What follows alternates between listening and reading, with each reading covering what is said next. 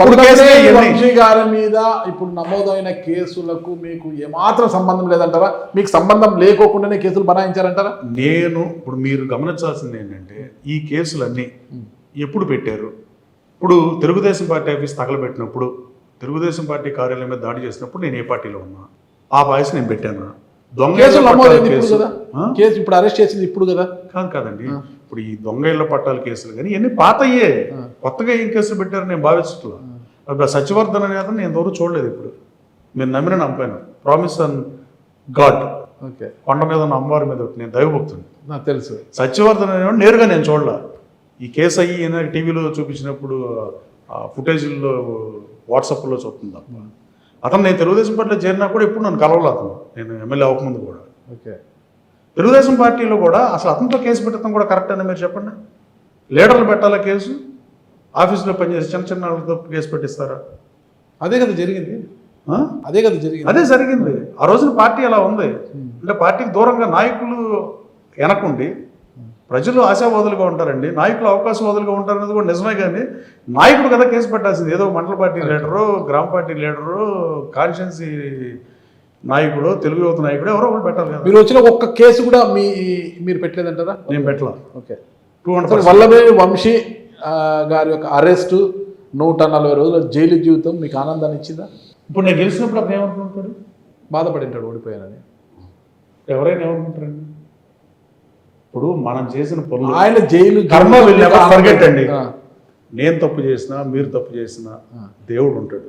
Okay, అంతేగాని నేను రాజకీయ ప్రేరేపిత కక్షదారున్నో, రాజకీయ ప్రేరేపిత కేసులు పెట్టేవాడినో నాట్ ఈవెన్. మీరు చెక్ చేయండి ఆల్ పోలీస్ స్టేషన్. కేసులు పెట్టలే, ఆయన అరెస్ట్ మీకు ఆనందాన్ని ఇచ్చిందా? మీరు గెలవడం ఒక ఎత్తు, మీరు గెలిచిన తర్వాత ఆయన అరెస్ట్ కాడు 140 రోజుల ఇంటర్వ్యూ అటెండ్ అవటమే అతి కష్టమైన పని నేను అనుకున్నది ముమ్మాటికి నిజం.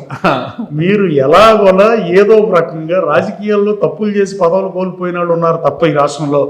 రాజకీయ పార్టీలో విభేదాలు వచ్చి తప్పుకున్న వాళ్ళు, పవర్తో తప్పుకో. ఇప్పుడు ఓ జిల్లాలో మంత్రితో పడలేదు అనుకోండి, కొన్నాళ్ళు సఖ్యం కోసం ట్రై చేస్తారు. ఎవరైనా పట్టలేదు అనుకోండి, ఒకడే ఉండగలుగుతాడు, రెండోడు వెళ్ళిపోయే పరిస్థితి ఉంటుంది.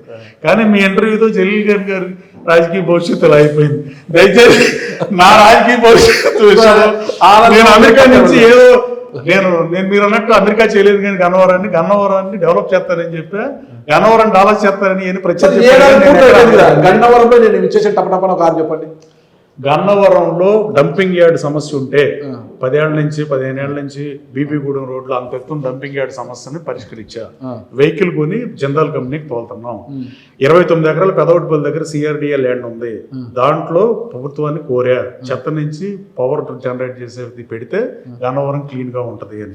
గ్రీనరీ నేనే ఫైట్ చేశా, 13 మీటింగ్లు పెట్టా. ఎయిర్పోర్ట్ నుంచి రామవరపాడు రింగ్ వరకు 45,000 చదరపు మీటర్లు గ్రీనరీ ఉంది, దీన్ని పెంచాల్సిన బాధ్యత ఉందని గ్రీన్ గన్నవరం చేస్తానని చెప్పి పామ్ ట్రీస్ పెట్టిస్తున్నాం. 2,000 పామ్ ట్రీస్ పెట్టాం. గన్నవరం సెంటర్లో 100 అడుగులకి 50 అడుగుల రోడ్డు ఉందని 100 అడుగులకి ఎక్స్టెండ్ చేసాం. ప్రధాన సెంటర్లో యాక్సిడెంట్లకు కారణం అవుతుంది. అంతే తప్ప వాళ్ళు కొట్టకూడదన్న ఉద్దేశం కాదు. దొంగ కేసులు పెట్టి ఎవరు పెళ్ళం పిల్లలు నాకు పోసుకునే మనిషిని కాదు, నా నేచర్ అంత కాదు, నేను దైవభక్తుడిని. సెకండ్, నేను చేసిన పనుల్లో మలవల్లో అశోక్ లేలాండ్ 600 మందికి ఉద్యోగ ఉపాధి అవకాశం కల్పించింది. తద్వారా మిగతా కంపెనీలు కూడా బ్యాక్ వస్తున్నాయి. 53 కంపెనీల్లో 20 కంపెనీలు కూడా పనిచేయని, మిగతా 20 మంది బ్యాక్ వచ్చి పనిచేసి ఉద్యోగ ఉపాధి అవకాశాలు కల్పించారు. ఒక జాబ్ మేళ పెట్టి జాబ్లు ఇప్పించారు. ఇక్కడ రోడ్లు 23 కోట్లు ఎన్ఆర్జీఎస్ అందరూ ఎమ్మెల్యేలతో పాటు కాకుండా ఇక్కడ శ్రీశక్తి కళ్యాణం దగ్గర 40 ఏళ్ళ నుంచి రోడ్డు వేయించా. నాకు మా ఎస్సీ కాలనీలో మడిచెర్లలో 90 ఏళ్ళ నుంచి రోడ్డు లేకపోతే 90 లక్షలతో ఆళ్ళకి రోడ్డు వేయించా. సిండికేట్ బ్యాంకులు 40 ఏళ్ళ నుంచి రోడ్డు అయితే ఆళ్ళకి వేయించా. అలాగే 30 ఏళ్ళ నుంచి రోడ్లు వేయించా. నేను ఎక్కడైతే సమస్యలు ఉండేదో నేను పాదయాత్ర చేసినప్పటి నుంచి గన్నవరం అణువు తెలుసు, నాకు ప్రతి గొంతు ప్రతి సందు తెలుసు. అందుకని ఎక్కడైతే 30 మీటర్లు 20 మీటర్లు 50 మీటర్ల రోడ్లు ఎస్సీ కాలనీలో బీసీ కాలనీలో ఆగిపోయినా అన్నీ పూర్తి చేయమని చెప్పాను. వీటన్నిటికీ తోడు గన్నవరంలో మహాత్మా గాంధీ గారి కాంస్యపురం పెడదామని తీసుకుంటే ఫాదర్ ఆఫ్ ద నేషన్ గౌరవం ఇవ్వాల్సిన అవసరం ఉందని భావించా. అలాగే గన్నవరం ఎయిర్పోర్ట్ నుంచి ఈ సుందరీకరణ పనులు ఇప్పుడు ప్రారంభమైనాయి. అలాగే మీకు గన్నవరంలో ఎవరో మిగతా ఎమ్మెల్యేల కన్నా నేను మెరుగ్గా పనిచేశానని నేను భావిస్తున్నా. అది ప్రజలు చెప్పాలి. మీరు అన్నట్టు 2029లో మీరు మీ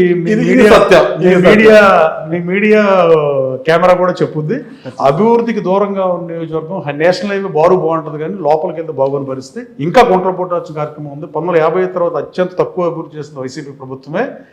వైనాట్ 175 అని సిద్ధమని వాళ్ళు పడిపోయినా మేము పని చేయకపోతే ప్రజలు అన్నీ గమనిస్తూనే ఉంటారు, నేనేం పని చేస్తున్నానని ప్రజలు చూస్తూనే ఉంటారు. ఈ అరెస్టుల వల్ల లేకపోతే నేను ఓడిపోయిన సింపతీలు ఇలాంటి వాటి వల్ల కొంత ప్రమేయం ఉంటుందని తప్ప ఎక్కువ ఉంటుందని నేను భావిస్తున్నాను. ప్రజలకు అంతిమంగా ప్రజలు 2 కోళ్ళు కొట్టుకుంటే చూస్తారు, ప్రజలు 2 గొర్రె పొట్టెలు కొట్టుకుంటూ చూస్తారు, ఎడ్ల పందాలు చూస్తారు. ప్రతిష్టాత్మక సీట్లు తెలుగు ప్రపంచం అంతా, ప్రపంచంలో తెలుగు వాళ్ళందరూ ఎదురు చూసిన సీట్లు ఏమైనా ఉంటే గన్నవరం ఫస్ట్. కాస్ట్లీ సీట్ కూడా చాలా ప్రతిష్టాత్మకమైనది. మీరు పద్దాక కాస్ట్లీ అంటారు కానీ గన్నవరం అదే నేనైతే నా కష్టార్జితం, నా రెక్కల కష్టమే తప్ప దీంట్లో నేను ఎక్కడ డబ్బులు తీసుకోలేదు. నా డబ్బులే ఖర్చు పెట్టి జాబ్ మేడ కూడా పెట్టా. యువతకు ఉపాధి అవకాశాలు కల్పిస్తే నేను ఎమ్మెల్యేగా నా లక్ష్యం నెరవేరినట్టే.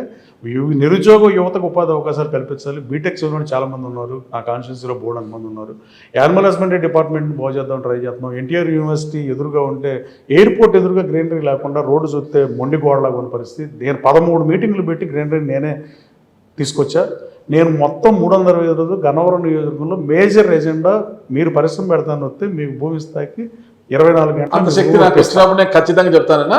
ఓకే, గతంలో పనిచేసిన మీ పార్టీ మిమ్మల్ని పొమ్మన లేక పొగబెట్టింది, అప్పుడు ఎలా ఆ సఫకేషన్ ఎలా ఫీల్ అయ్యారు? చాలా దారుణమైన పరిస్థితి అండి అది అనిర్వచనీయం, చెప్పలేనంత బాధాకరం కూడా. ఎలా అంటే ఆ రోజున నన్ను ఎవడైతే తీసుకెళ్ళి అక్కడ పెట్టాడో అదే మనిషి నా ప్రత్యర్థిని తీసుకొచ్చి పెట్టి, వాళ్ళు రాజకీయ నాయకులు, యాక్టర్లు, నేను లీడర్ని కానీ పొలిటీషియన్ కాదు. నేను ఉన్నదన్నట్టు మాట్లాడతా. అది కొన్నిసార్లు నష్టం చేయొచ్చు, కొన్నిసార్లు లాభం చేయొచ్చు. కొడాలి నానితో రాజీ లేని పోరాటమే నడిపా. అతను ఒకప్పుడు మిత్రుడైన, ఆ రోజు నుంచి మాజీ మిత్రుడు అనుకుని అతనితో మాడతా మానేసా. అతను యాక్టర్ని నమ్మాల్సిన పరిస్థితి. ఈ చెస్ట్ బ్యాండ్ ఉంటుంది కదా, బైపాస్ సర్జరీ చేపిస్తే 15 రోజులు వేసుకుంటాను. మా నాన్నగారికి బాంబేలో చేయించాను నేను కూడా 2 ఏళ్ల క్రితం రమాకాంత్ పాండే దగ్గర. ఇతగాడు ఆ చెస్ట్ బ్యాండ్ ఇంకా వేసుకు తిరుగుతున్నాడు 5 నెలల తర్వాత, ప్రజల్లో సానుభూతి కోసం. మీకు పాపం అనిపించలేదా? దేనికి? అయ్యో నా పాత మిత్రుడు బైపాస్ సర్జరీ చేసుకున్నాడు, ఫోన్ చేసి పరామర్శిద్దాం, నాని ఎలా ఉన్నావు, ఏంటి అసలు నీ ఆరోగ్యం జాగ్రత్త, టెన్షన్. అతనేమి నాకు సంటేసినప్పుడు ఫోన్ చేయలేదుగా. అతను నా చెడు కోరుకుంటే నేను అతను చెడు కోరుకోను కానీ మంచిది కోరుకోలేను కదా. అతను అది పెట్టుకుని యాక్షన్ చేస్తారు పొలిటీషియన్లుగా. అంతేనంటారా? 4-5 నెలల తర్వాత ఎవరైనా చెస్ట్ బ్యాండ్ వేసి తిరుగుతారండి. ఇంత మొగాళ్ళు అయితే ఇవాళ మాట్లాడాలి కదా. Power is power. పవర్ లేనప్పుడు, పవర్ ఉన్నప్పుడు మనం మళ్ళీ పీకేశారు, నేనేం చేయాలంటున్నాడు ఆయన. ఎవరు నన్ను ఉద్యోగం నుంచి పీకేశారు, నిన్ను ఉద్యోగం నుంచి పీకేసి నువ్వు పని చేస్తావా? ఆయన అతగాడు జర్నలిస్టుల్ని వాళ్ళకి కావాల్సిన పిలిచి అడిగించుకునే క్వశ్చన్లు ఏర్పాటు చేసిన సమాజంలో నాయకుడు తప్ప, ప్రెస్ మీట్లు పనికొచ్చే మ్యాటర్ తప్ప, మీట్ ది ప్రెస్కి వస్తే అతను గొడ్లోడు తీసేస్తాడు జర్నలిస్టులు. సివిల్ సప్లైస్ ఏం చేసావు, ఈ రాష్ట్రంలో లెవీ ఎంత, ధాన్యం సేకరణ ఎంత, రబీకి నీళ్ళు ఇస్తున్నారో ఇవ్వట్లేదా, ఖరీఫ్కి ఏం చేస్తున్నారు, ఇవన్నీ అడిగితే అసలు మామూలుగా విలేకరులు ఈ పక్కన ఉంటే అతను పక్కన ఒకటి నుంచి వెళ్ళిపోతాడు. మీకు అనుమానం అక్కర్లా. ఓకే. కానీ ఆ రోజు నేను ఎన్ని బాధలు పడ్డానంటే, నేను ఓడిపోయి ఆ పార్టీ అధికారంలోకి వచ్చి నేను బ్యాంక్ చైర్మన్గా దేశంలో నెంబర్ 1 పెడితే తీసేస్తే బాధకాల కారణం కలుగుతుంది నాగరాజు గారు. 100 మందికి ప్రభుత్వ ఉద్యోగాలు జగన్మోహన్ రెడ్డి ప్రభుత్వం ఇచ్చింది నేను ఒక్కడే. బ్యాంక్లో యూపీపీఎస్ ఎగ్జామ్ రాపించి చైర్మన్ మార్కులు కూడా తీపిచ్చేసి ఫాలో రిజర్వేషన్ మార్కులతోనే జాబులు ఇచ్చేయమన్నాం. మళ్ళీ ఎవడో అవినీతి చేయకూడదు, ఏ పొలిటీషియన్ రికమెండేషన్తో జాబ్ రాకూడదు, ఒకడికి అన్యాయం జరగకూడదు. తర్వాత నా ఇంటి దగ్గర 300 మంది పోలీసులు పెడితే నాకు అవమానం కాదా? వీటన్నిటికన్నా నేను పోటీ చేసి నేను జగన్మోహన్, మీరు అన్నారే ఫ్యాన్ గుర్తు నేను తిరిగితే ఓడించి మంది తిరిగినట్టు నక్కుని చేర్చుకుని నన్ను దూరంగా పెడతాం జగన్మోహన్ రెడ్డి గారికి భావ్యమేనా? ఇది ముమ్మాటికి జగన్మోహన్ రెడ్డి నాకు అన్యాయం చేయలేదా? నేను ఎన్నికలు వచ్చి ఉంటే డెఫినెట్గా ఇండిపెండెంట్గా పోటీ చేసేవాడిని. ఆ భయంతోనే ఎన్నికలకు వెళ్ళలేదన్న అనుమానం ఇప్పుడు.